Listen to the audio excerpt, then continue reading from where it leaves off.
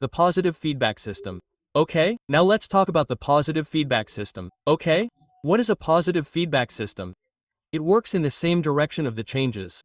Okay? Whatever changes are taking place in our body, it increases those changes further.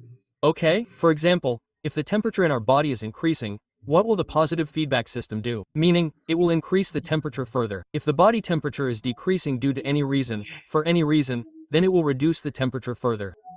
It works positively, meaning, it increases the cause further. Okay, now, where does the positive feedback system work in our body? An example of this is in the case of childbirth. Okay? So, what happens in the case of childbirth? The fully developed fetus, the fully developed baby after 9 months. Okay? What does that contract do? It tries to push. Okay? When a baby is about to be born, muscle contractions begin. Okay? Now, when these contractions begin, there are detectors. Okay? There are some detectors present in the mother's uterus.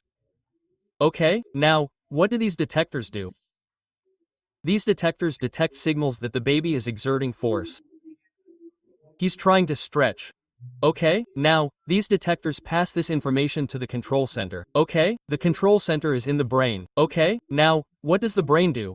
The hypothalamus, a part of the brain, releases oxytocin. Okay?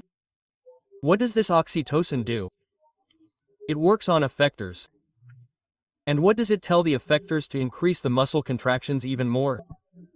Okay, so, this is how the positive feedback system works. Contractions are happening upstairs. The detectors are detecting them. It's initiating the control center. Oxytocin is released from the control center, which will go to the effectors and increase the contractions even more. Okay, now the contractions will increase. Okay, now, as the contractions increase, it will stimulate again. It will stimulate again, meaning, the detectors will once again detect that the contractions have increased even more. So, they will again send a message to the control center, saying, "Brother, the contractions are increasing." What will it do? The control center will release more oxytocin. Okay, now, when more oxytocin is released, oxytocin will go to the effectors and work on them, increasing the muscle contractions even more. Okay, now, this cycle continues. How long does this cycle continue?